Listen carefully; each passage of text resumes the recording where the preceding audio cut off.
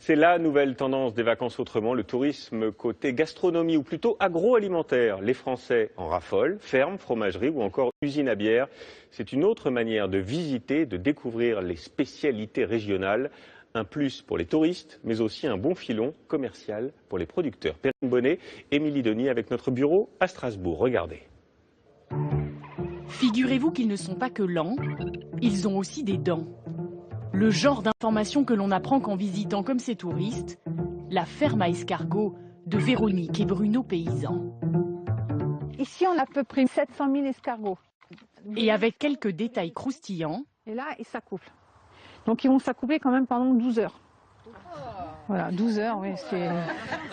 Tout devient plus intéressant. Les visiteurs posent toutes sortes de questions. Et là, on pourra le récolter. D'accord, donc ça veut dire quoi? Ça veut dire que tous les matins, vous faites le tour de vos parcs? Et les éleveurs passent les messages qui leur semblent essentiels. C'est le moment de faire du ramassage. Nous, on a une production qui vient de France, qui est bien française. Donc, il ne faut pas qu'on nous mélange avec les grosses boîtes qui font venir les escargots d'un peu de partout. Une matinée à la ferme dans l'Eure. Un après-midi à l'usine en Alsace. Décidément, les Français ont décidé de fourrer leur nez partout. Donc le houblon est uniquement là pour l'amertume de la bière.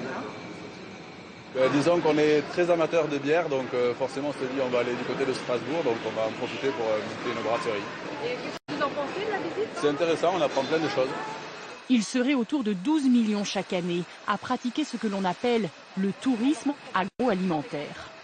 La chaîne de production, comme un musée, se visite. Oui, la technique quand même, l'industrie française est importante et intéressante à découvrir. Donc, L'écart déboule désormais aux portes des manufactures. Enchanté, bienvenue à la pastille. Découvrir la fabrication des pastilles, les assemblages de vins ou l'affinage des fromages. Une fois n'est pas coutume, les vacanciers apprécient même les embouteillages. 5000 entreprises ouvrent ainsi leurs portes en France. bonjour Madame K. Bienvenue. Gratuitement ou pour quelques euros seulement.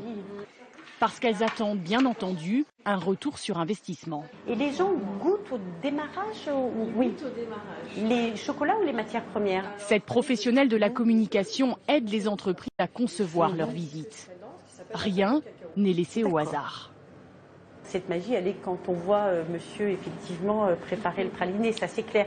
Et la magie, elle est aussi dans l'histoire d'une famille. Alors, pendant très longtemps, les entreprises ont pensé que pour vivre heureux, il valait mieux vivre caché.